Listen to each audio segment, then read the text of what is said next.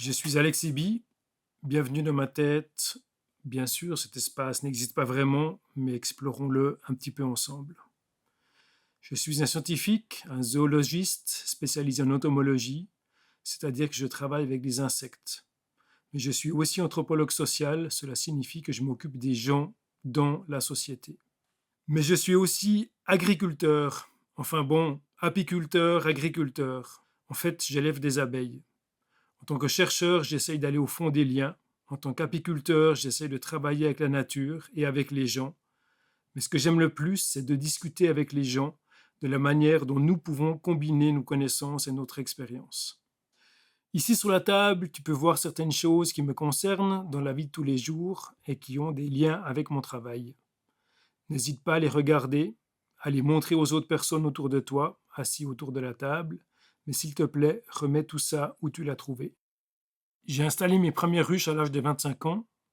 Mes recherches portaient alors principalement sur les abeilles et je souhaitais expérimenter leurs interactions avec leur environnement de manière très concrète ou la plus concrète possible. Épinglé sur l'étagère devant vous, vous allez voir des photos du Burkina Faso où j'ai travaillé, où j'ai participé à des recherches sur les abeilles africaines. Là-bas, les ruches doivent être visitées de nuit lorsque les animaux sont moins agressifs ou plutôt défensifs. Lorsque j'arrive à mon rucher, dans les collines derrière Neuchâtel, en fait, je sens immédiatement comment elles se portent. Chaque colonie est un peu comme un animal individuel. Certaines vont bien, certaines vont moins bien. Et l'apiculteur doit en fait agrandir ou rétrécir les boîtes dans lesquelles elles vivent pour leur permettre de se développer.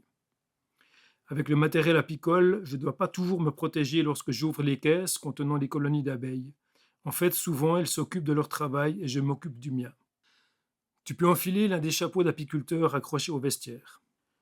Je peux voir donc immédiatement comment elles se portent, si elles reviennent lourdement chargées et satisfaites du terrain, et si surtout ensuite elles ressortent comme des flèches des ouvertures, des trous de vol comme on dit. Et si je vois tout ça, en fait, c'est que tout va bien pour elles, qu'elles sont dans le flot. Cela signifie que leurs congénères leur ont expliqué très clairement où trouver du bon miel. Les abeilles le font en dansant dans la ruche, dans le noir. Le chemin jusqu'aux plus belles fleurs peut atteindre 3 kilomètres de long.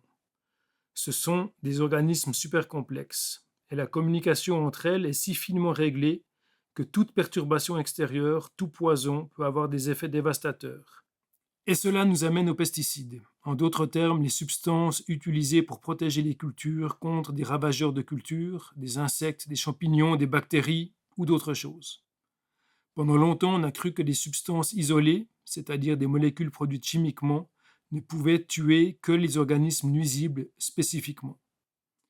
Malheureusement, ce n'est pas si simple. Les relations entre pesticides et organismes non ciblés sont encore plus compliquées que la structure moléculaire de ces substances, que tu peux d'ailleurs créer avec le kit de construction de molécules qui est sur la table. Les néonicotinoïdes sont un groupe de substances que je connais bien. Utilisés contre les animaux nuisibles, ils se retrouvent naturellement aussi dans le corps et le miel des abeilles. Cependant, ils ne les tuent pas, du moins pas immédiatement, mais peuvent influencer la communication et l'orientation des abeilles et en fait tout ce qui se passe dans leur cerveau. C'est exactement ce miracle de la nature, comment les abeilles se disent où trouver le meilleur miel qui est affecté. Il existe en fait de sérieuses interactions entre différentes molécules, entre des pesticides contre les insectes, des pesticides contre les champignons par exemple. Nous devons donc partir du principe que ces substances sont distribuées partout, dans le sol, dans l'eau, dans les organismes et finalement aussi en nous. L'industrie a toujours soutenu dans ses études que les néoniques ne peuvent pas traverser notre barrière hémato-encéphalique. Une de mes connaissances est médecin-chef à la clinique pour l'enfant et également apiculteur. Nous avons parlé ensemble de l'augmentation du taux de cancer chez les enfants. Et il pourrait examiner des échantillons de liquide céphalorachidien provenant de ces petits patients. Le résultat donnait à réfléchir. Les néoniques ont pu être détectés dans chaque échantillon. Heureusement, nous sommes plus avancés aujourd'hui que dans les années 2020. Ces substances seront bientôt complètement éliminées. Au fond de ma tête, enfin au fond de cette pièce, se trouve la cache à poison. Nous conservons ici ces substances et produits à des fins de recherche, car pour être honnête, nous n'avons jamais vraiment compris comment ils fonctionnent. Et comme ils sont encore dans la nature, il faut absolument les comprendre. Je m'éloigne moi-même de plus en plus de l'étude des poisons. Il m'a semblé plus logique de me concentrer sur la manière de devenir indépendant par rapport à ces insecticides. En tant qu'apiculteur et donc agriculteur, je suis également pris plus au sérieux que dans le rôle d'un scientifique.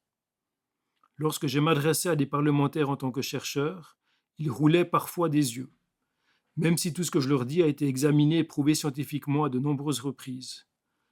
En fait, en tant qu'apiculteur, on m'écoute, et j'ai même récemment obtenu un laissez-passer de lobbyiste au Palais fédéral. Les insecticides étaient en fait une sorte de problème de drogue.